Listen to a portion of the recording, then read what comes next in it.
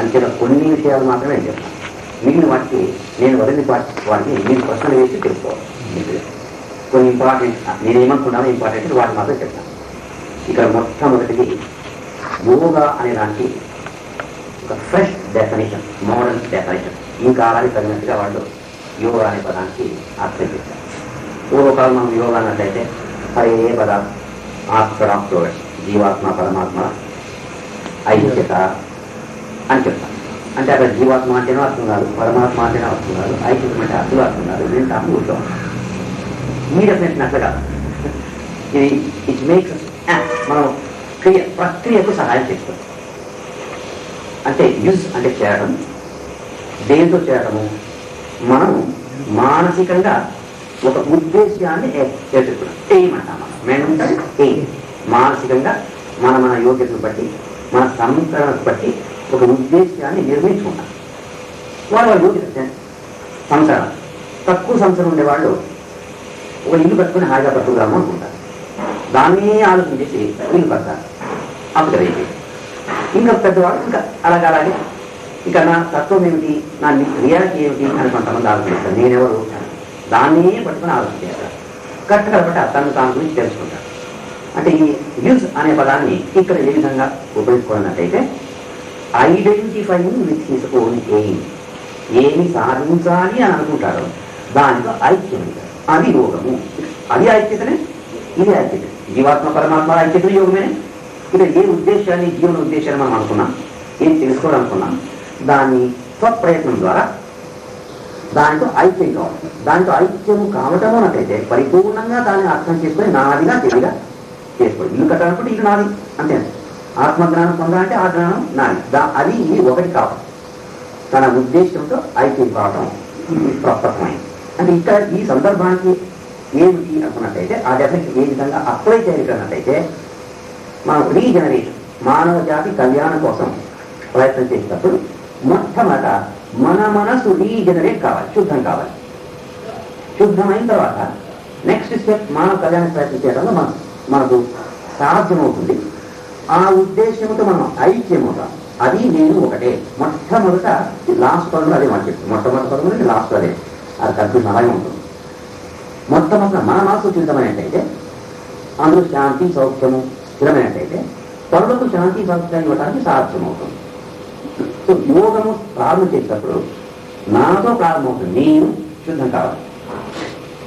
అయిన తర్వాత ప్రపంచానికి సహాయం చేయాలని కోరిక నాలో ఉద్భవం అవుతుంది. దాంతో ఐక్యమవుతుంది. నేను దాంతో ఐక్యమవుతాను. నా జీవనం అంతా దానికి కష్టం. ఇంక వేరే నాకు అక్కర్లేదు. ఆ మధ్యలో ఇల్లు కట్టుకుని తిన అంతే సబ్సిడీ. జీవనము దాని ఉద్దేశము మానవ కళ్యాణం అయిపోతుంది. ఇది వచ్చిన ఉదాహరణ ఇక్కడే ఉంది. మన డాక్టర్ గారికి 8 years కొత్త వాళ్ళకి వచ్చింది. 8 years 80 సంవత్సరాలు. కొన్ని ఆరోగ్యం ఏమంతా బాగుంది అనుకున్నట్టయితే బైపాస్ సర్జరీ అయ్యింది. దేశం అంతా తెలుస్తుంది. అంటే వాళ్ళకు రాజప్ప గారు ఏమాట చెప్తుండేవాడు. నేను ధ్యాంశలో చేరిన తర్వాత నాకు శాంతి ఇచ్చింది. ధ్యాంశం ఏంటి మీరు వేరనుకోదండి, మనసును స్థితి చెప్తున్నారు. టోటల్ కట్టుకోవద్దండి. అది ఇవి సమాజం అనుకోవద్దండి. దాన్ని మనం తీసుకోవాలి. అది కాదు, విశాలమైంది మానసికమైన భావాలతో టోటల్ కట్టుకోకూడదు. ఆ ధ్యాసనే ఆయన చెప్తుండేవాడు. నేను దీనిలోనే పడిపోయాను, నాకు శాంతి ఇచ్చింది. ఆ శాంతి వేరే వాళ్ళకి ఇవ్వాలని లాస్ట్ వరకు నేను చేతులు పట్టుకొని ప్లాట్ఫారం పెట్టుకొని అసలు ఇచ్చేంత వరకు చూశాను. నేను ఆయన ఆ ఉపన్యాసం వచ్చినట్టయితే ఇక పట్టుకోవాలి, ఆ చేతిని పెట్టాలా, మాట్లాడతారు. అందరూ నాకు శాంతి లభ్యమైంది. నా జీవనము ధ్యాస రెండు ఒకటే. నా జీవనము ధ్యాస జ్ఞానంతో ఐడెంటిఫై అయింది. ఆ స్థితిని మనం అది యూజ్ అనేదాన్ని. ఇక రెండో ముఖ్యమైన అంశాలు మాత్రమే చూడాలి. నాట్ ది స్పీచ్ టైం చాలా వస్తున్నాం. మనస్తత్వం. మనస్సు తత్వం. తత్వము అన్నట్టయితే మన అంటే ముందు మన అంటే ఏమిటి మొదలే చెప్పాను నేను. మంది కాదు, మనకు అర్థమైనట్టుగా తత్వం అన్నట్టయితే ది ఎసెన్స్ ఆఫ్ ఇట్. దాని స్వభావం. అంటే తత్ అంటే అది నీవు కావటానికి ఏది కావలేనో, నీవుగా ఉండటానికి ఏది కావలేనో అది తత్వం. మనిషిగా ఉండటానికి ఏది ఉంటే వాడు మనిషి అంటారో అది తత్వం, మానవ తత్వం.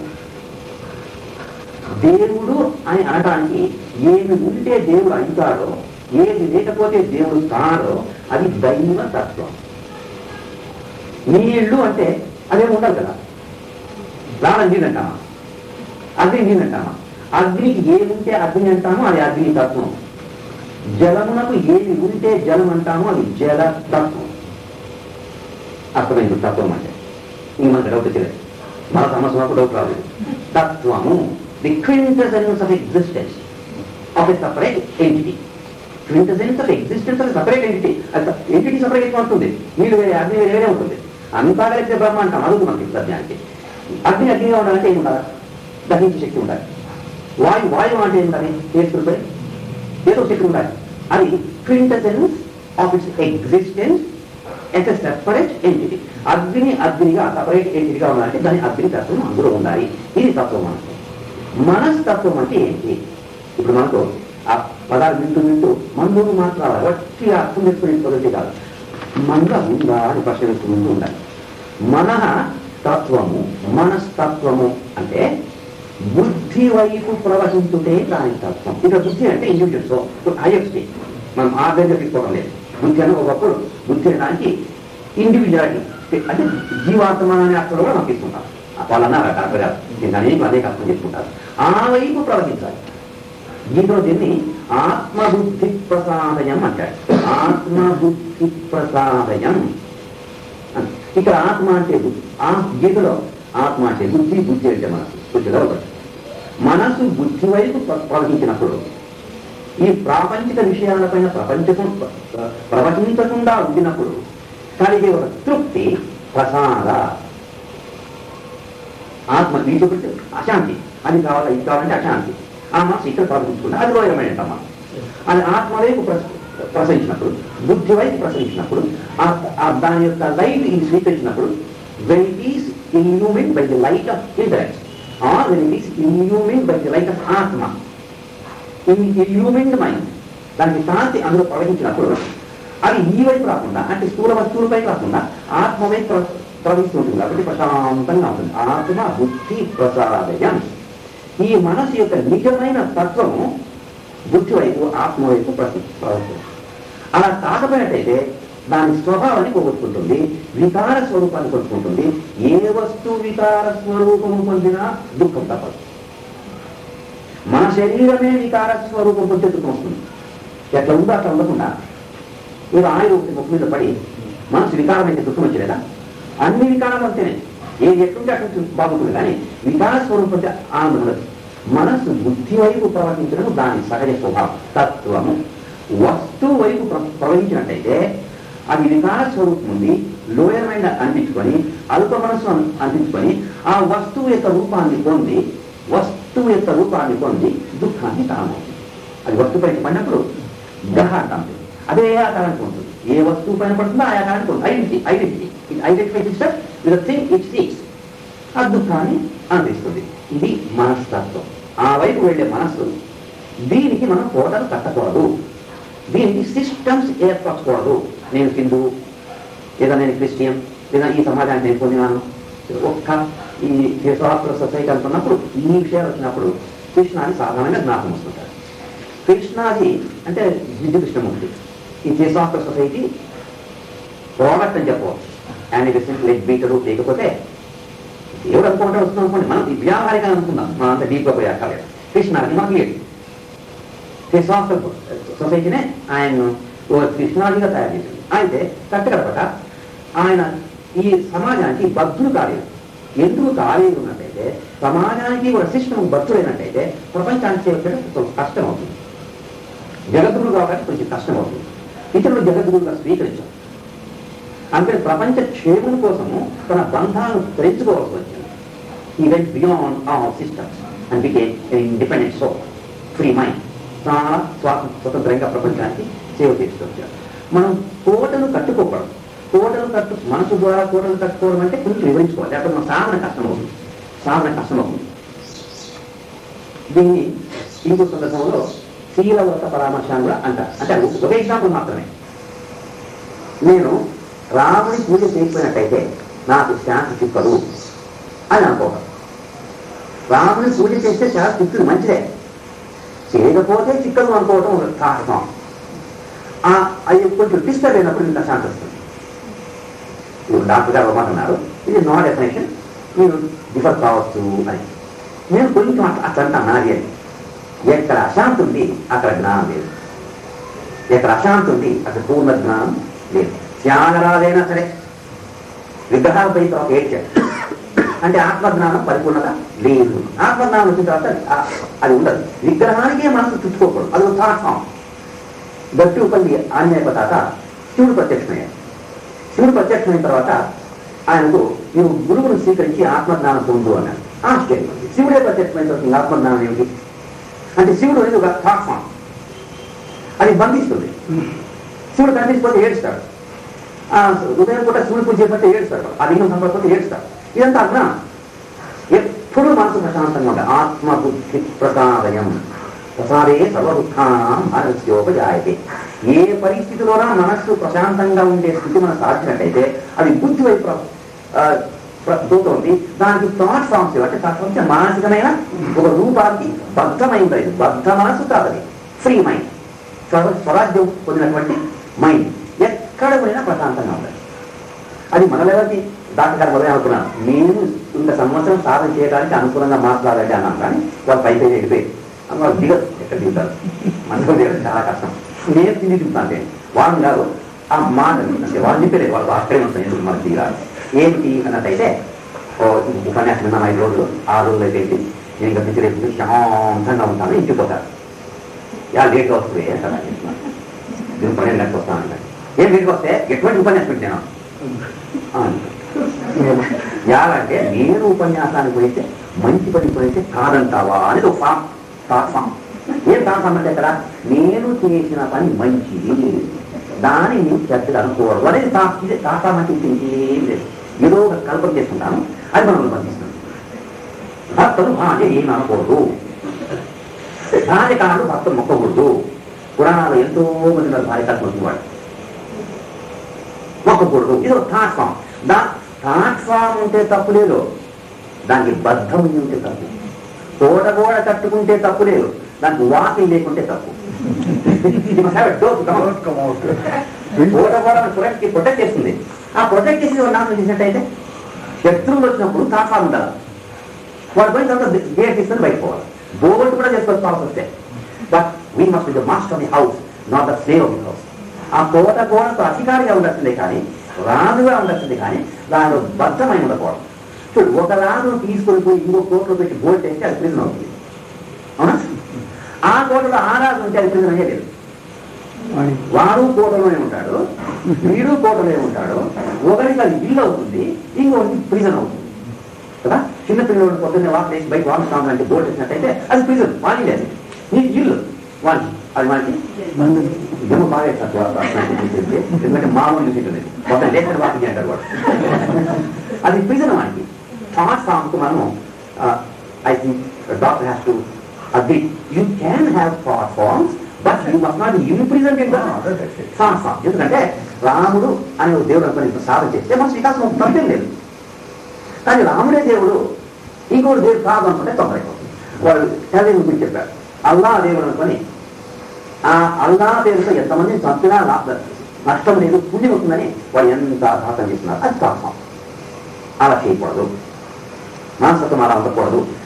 మనస్సు ఉండవచ్చు, మనస్తత్వం అలా ఉండకూడదు. మనస్తత్వం ఎప్పుడు కూడా విశాలంగా ఉంటుంది, ప్రపంచానికి ఏకంగా స్వీకరిస్తుంది. ఆ మనస్తత్వం ప్రపంచాన్ని ఏకంగా స్వీకరించడానికి, ఆ ఏకత్వాన్ని అనుభవించడానికి డాక్టర్ గారు అంటే అద్భుతి 2 విషయాలు చెప్పారు. ఒకటి, మనస్సు బుద్ధి వైపు ప్రయాణం చేసి ప్రతి వస్తువును బుద్ధి కాంతిలో in the light of intellect we have to see things in the world in the light of intellect. ఇక మనసు ద్వారా చూసినట్టయితే స్త్రీలు వేరు పురుషులు వేరు. అప్పుడు మనకు శాంతి ఉండదు. మనకు తెలుసు శాంతి లేదని తెలుసు. Illumined mind is equal to బుద్ధి. బుద్ధి ద్వారా చూసినప్పుడు అంతటిలో ఉన్న జీవ చైతన్యము ఒకటే, ఆత్మ చైతన్యము ఒకటే. మనసు అనే కన్నుతో చూస్తే శరీరం కనిపిస్తుంది, బుద్ధి అనే కన్నుతో చూస్తే ఆ జ్యోతి కనిపిస్తుంది. ఫోటో తీస్తే ఈ మాత్రమే వస్తుంది, ఎక్స్రే తీస్తే ఇది రాదు, ఎముకలు వస్తాయి. అంటే లోపల ఎక్స్రే తీసినట్టయితే బుద్ధితో చూస్తే ఆ ఎముకలను ఈ చర్మాన్ని దీనంతా సృష్టించిన ఆ జ్యోతి ఆత్మ కనిపిస్తుంది. ఆ దృష్టితో చూడాలి. ఏకత్వానికి బుద్ధి ముఖ్యం. అయితే కొన్ని విషయాలు చాలా బాగుంటాయి, అందంగా ఉంటాయి. రాత్రంతా నేను ఆ బ్యాగ్ గురించి ఆలోచన చేశాను. నేరో మౌత్ బ్యాగ్ గురించి సాధ్యమైతే టైం ఉంటే చెప్తాను, లేకపోతే ఒక వీడియో చెప్తున్నామా. అది కొద్దు బుద్ధితో మాత్రం చూస్తే ఎక్స్రే అయిపోయి ఎవరో కనిపించాయి, బ్యూటీ లేదు కదా. ఈ మామూలు లెన్స్ అంటే అందంగా ఉంది లేదు. ఇంకొక డైమెన్షన్ ఉంది ఆ ఎక్స్రే బుద్ధికి. ఇంకొక డైమెన్షన్ ఉంది, లవ్. ప్రేమ బుద్ధి రెండు కలిపి చూస్తే there only beauty and nothing else. అంత అర్థమవుతుంది, భగవంతుని మహత్వానికి అర్థమవుతుంది, ఆనందంగా ఉంటుంది ఈ ప్రపంచం. ఎవరిని ద్వేషించడానికి సాధ్యమే లేదు. అది టెక్నికల్ లాజికల్ కూడా అంతేనే. ప్రేమిస్తే ద్వేషించేది ఎట్లా? కొంతమంది అంటారు ప్రేమించుకోకపోతే ద్వేషం కూడా ఉంది అంట. అది మన కాన్సెప్ట్. అది pure love has no shade of hatred. దాని నీరు కూడా దానికి ఉండదు, నీరు కూడా ఉండదు దానికి. ఆ బుద్ధి ప్రేమ కలిసినప్పుడు విశాలమైన దృక్పథం వస్తుంది. వారు పనులు ఉద్ధారం అవుతారు, ప్రపంచాన్ని ఉద్ధారం చేయగల శక్తి వాళ్ళకి లభ్యమవుతుంది. Through regeneration. మొట్టమొదటి మన మనసు రీజనరేట్ కావాలి, తర్వాత ప్రపంచాన్ని రీజనరేట్ చేయడానికి ప్రయత్నం చేయాలి. అది ఇంకా ఇంకోటి ఇంపార్టెంట్, రిలీజ్ మైండ్. అంటే ఈ గోడకు బద్ధం కాకుండా కొంతవరకు అర్థం వచ్చింది. దేనికి బద్ధము కాకుండా ఆత్మ వైపే ప్రవహిస్తూ తన స్వస్వభావాన్ని నిలుపుకోగల మనస్సును రిలీజ్ మైండ్, ఫ్రీ మైండ్, స్వరాజ్యం పొందినటువంటి విరాట్ మైండ్, స్వరాట్ మైండ్. అది దేనికి బద్ధం కాదు. అయితే దేనికి బద్ధం కాదు అనుకున్నట్టయితే అది అంత కఠినంగా ఒక వస్తువుగా ఉంటుందా అనే ప్రశ్నకు నిన్న ఉత్తరం దొరికింది. చెప్పేవారు sensitive mind recognizes the slightest movement in the world, but still it keeps its original state of calmness.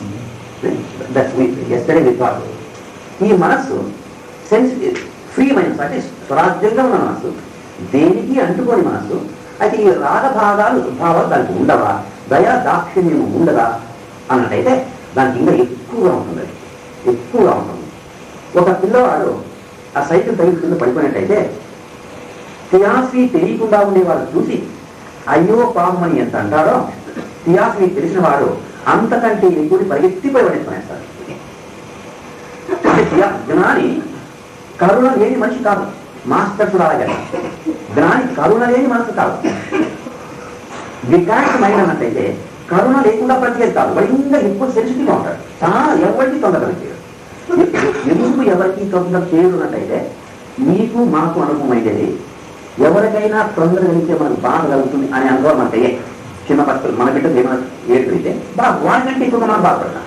వాడిని రోజు ఒక చిన్న పిల్లవాడికి స్టూడెంట్ వాడు యూకేజీ అథవా ఫస్ట్ మంచి ఆస్మాటే ఆ బాధ చూడక వాడిని తీసుకొని డాక్టర్ దగ్గర కాస్త నా కళ్ళు నేను వస్తున్నాను ఆయన చూసి వాడికి 1% కూడా ఏం లేదు, వాడికి ఆ ఫీలింగ్ లేదు. నేను కొంచెం బాధపడుతున్నాను, మీరు ఎంత బాధపడతాను. నీవు బాధపడే 20% ఉంది ఆత్మ, వాడికి 1% కూడా లేదు. నువ్వెందుకు బాధపడతావు? ఇంజక్షన్ ఏమని చేసిన బాధ అంటే ఆయన లేదు సార్ కొద్దిగా లేదు సరే అంతే అని ఆయన మాకు తెచ్చి వెళ్ళారు. మా ఇంట్లో పడేసినామని నాకు చూస్తే నువ్వు నాకు వినిపిస్తే ఆయన ఇంజక్షన్ ఇచ్చేవాడు అప్పుడు దాకా. అంతవరకు వాళ్ళకి 1% అయితే మన 20% బాధ. అంటే మన థియాసఫీ ఇస్తూ అని వాడి బాధను గమనించడం లేదా? The mind becomes very sensitive, very for every slightest moment of sorrow or joy it respond. సుఖం కానీ దుఃఖం కానీ కొంతవరకు ఉన్నా కానీ ఆత్మౌపమ్యేన సర్వత్ర సమం పశ్యతి అర్జున సుఖం వా ఎది వా దుఃఖం. నిన్న డాక్టర్ చెప్పి ఇదే డెఫినేషన్ సేమ్. అయితే డాక్టర్ నేను అసలు బబలేదు ఉంటాను, నేను ఇంటిపెట్టి చెప్పాను. నిజమే, కృష్ణాజీ ఒకటి ఈ గీతను గురించి గీతతో ఏది తప్ప చదివి రామేమిటి, నేను స్వయంగా గీత సారాంశం నీలో ఉన్నది అని గీతను కొంచెం తప్పుగా మాట్లాడినప్పుడు మెడ్రాస్లో అది ప్రచారం చెప్పింది ఈ బ్రాహ్మణ మధ్య ఆర్థాస్ భావం. అందులో ఒక ఆర్థాస్ భావం ఆశ్రమానికి వచ్చాడు, మన కృష్ణాది ఆశ్రమానికి. అక్కడికి వచ్చి ఆయన ఉపన్యాసం విన్నాడు. ఉపన్యాసం తర్వాత ఇంటర్వ్యూ తీసుకున్నాడు. కృష్ణాది లోపల పోయిన తర్వాత ఈయన లోపలికి ఇంటర్వ్యూ ఇచ్చారు. స్వామి, నువ్వు వేదాలను గీతను రిజెక్ట్ చేశాట, దాన్ని స్వీకరించాట, కానీ ప్రతి వాక్యము వేదమును గీతలో ఉంది. అంటే వికాసం పొందిన మనస్సు పలికే మాట వేదమే, వాళ్ళ మాటే వేదం అవుతుంది. అలాగా ఆ మనస్సు సుఖం వా ఎది వా దుఃఖం, ఇతరులకు సుఖం వస్తే ఆ దుఃఖాన్ని స్వీకరిస్తుంది. ఆయన దుఃఖపడదు, అలా ఆనందం నేను ఆనందం. దుఃఖపడితే తనకు ఆత్మరూపమైన తనకే దుఃఖం వచ్చినట్టు భావిస్తుంది. కాబట్టి జ్ఞాని వారు తరుల కష్ట సుఖాలు గమనించరు అనే మాట తప్పు, అనే మాట తప్పు. రామకృష్ణ పరమహంస ఇక ప్రాణాన్ని వదులుతారనేటప్పుడు ఆయన వివేకానికి చాలా బాగా కలిగింది. కొంచెం పక్కపై ఏడుస్తుంది. తన స్నేహితుడు గురుభాయ్ వచ్చి ఏమయ్యా నువ్వు జ్ఞాని అనుకుంటేనే నీవే భయపడితే కాదు, వివేకం గోడ నాట్ వాడు అయితే ఈ మ్యాన్ గోడ కాదు, వాడు మనిషి. మనిషి అంటే దుఃఖం ఉంది. కాబట్టి ఈనాడు ఉపన్యాసాలు విని ఇంకొక నుంచి ఏడ్చుకోలేదేమో, చదువు కోసం ఏడ్చాలి.